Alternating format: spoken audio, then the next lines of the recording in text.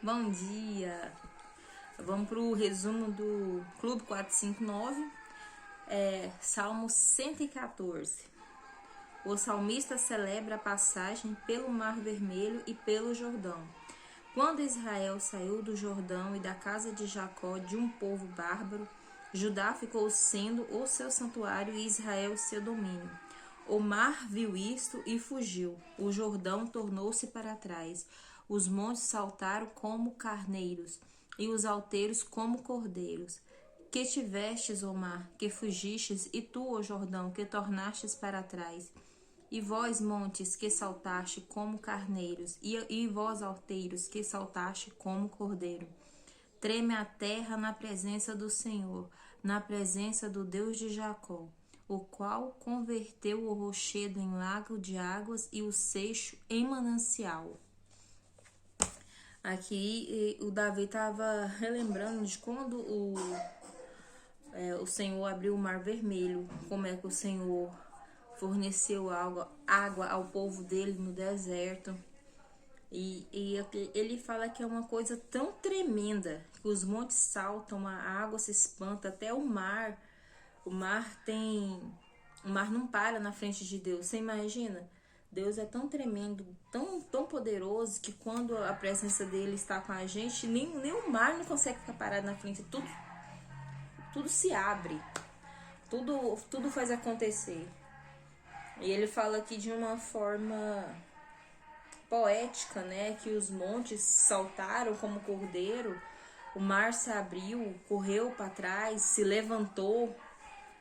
Ele fala de uma forma muito poética, né? As passagens que Deus fez aqui pro povo, né? O salmista tinha esse dom, né? Da poesia e de escrever cânticos, né? E ele coloca aqui de uma forma, mas se a gente se colocar na história, você imagina uma presença tão poderosa que nem o mar para de frente da presença dele? Imagina, o mar se abrindo, o Jordão se afastando, o povo vindo e a água se afastando para o povo passar. Deus é tremendo. A gente só basta ter a convicção certa que a gente é filho. A gente tem que se posicionar como filho.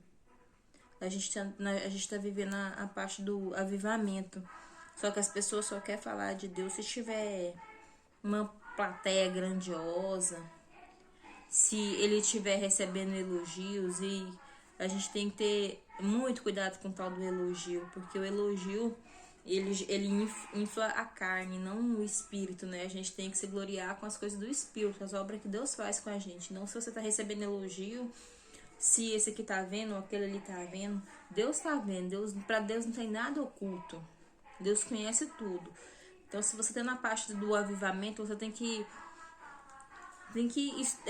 entender, repassar seu conhecimento, viver a obra em você.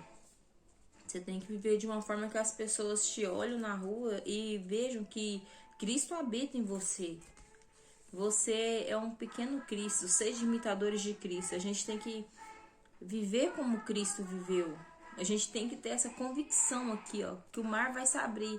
A gente sabe, todo mundo aqui sabe de tantas obras e numerosas que aconteceu. Essa história aqui já aconteceu, isso aqui foi real, aconteceu. Aconteceu o do mar se abrir, aconteceu a história de Davi, aconteceu do rei Salomão, aconteceu de Moisés, a história de José, isso aqui tudo já aconteceu. Noé, a história de Adão. A gente já viveu tudo que tinha para viver, tudo que tá na história já aconteceu. A gente tá na parte de Apocalipse, a gente tá vivendo o Apocalipse, o último livro o livro do fechamento, o último livro da Bíblia.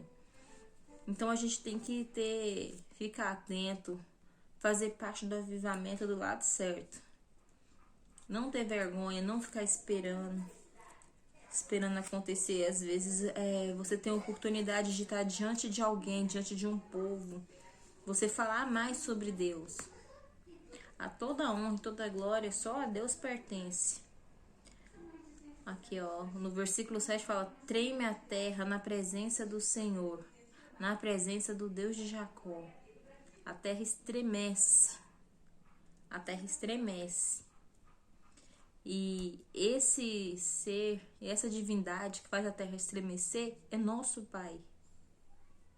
Como se diz, ele é nosso parente. Ele é nosso Pai. A gente só tem que acessar. Eu quero, eu creio e eu acesso. Tudo que você for pedir, você peça em nome de Jesus. Jesus deixou o caminho livre, mas você tem um acesso de filho.